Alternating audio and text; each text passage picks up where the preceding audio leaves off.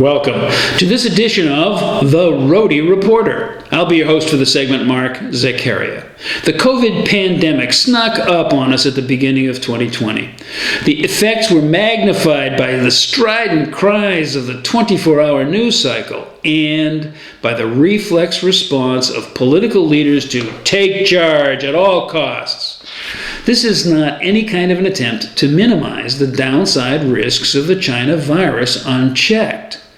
Everyone recognizes that there was a fair amount of misinformation on SARS-CoV-2 at the beginning, and all that bogus intel was magnified to hysterical levels by TV's talking heads. For them, of course, good news is not news.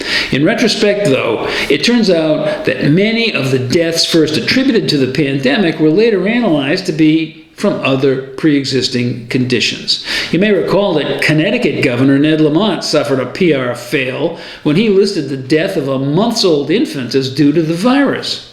The grieving parents quickly corrected that by reminding His Excellency that it was actually trauma from a tragic accident that took their child. Rhode Island Governor Gina Raimondo wasn't too far behind. She fairly leapt to the podium to conduct daily briefings which featured her unchallenged executive orders on what all of us must do and how we must do it. In this, she was aided and abetted by an absentee legislature that was happy to let the chief executive take all the political heat. Despite all the business losses, educational atrophy, self-medication, loss of tax revenue, and cabin fever that the Raimondo plan delivered, it didn't make a dent in COVID. Since September, Rhode Island cases have been skyrocketing with no end in sight. Down in Texas, physician Richard P. Bartlett looked at the disease and saw yet another SARS-based respiratory inflammation agent. So he used the standard treatment he'd relied on going back through bird flu to the Hong Kong flu. It's called budesonide, and it is an inhaled corticosteroid. It works to mitigate the most dangerous symptoms of the disease. Check out his June 2020 technical paper on how it works. By now, doctors all across America have confidence in a toolbox full of therapeutics, and it seems that a real vaccine will be available in the near term. Sure, our cases are up, but deaths and hospitalizations are way down.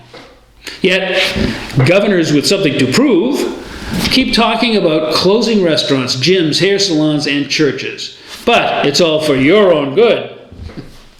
They miss the fact that humans are genetically wired to be social beings. Without the regulatory effect of public scrutiny, we are all liable to do any number of silly things.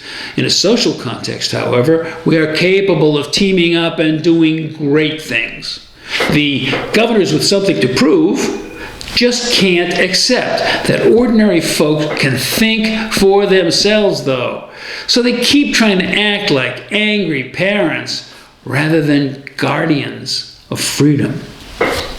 Your ever-optimistic Rhody reporter hopes that the one lasting beneficial effect of 2020's year of ugliness will be that ordinary Americans will recognize their own wisdom in protecting themselves from the pandemic, and that political leadership will step back, take a breath, and let them do it for a change.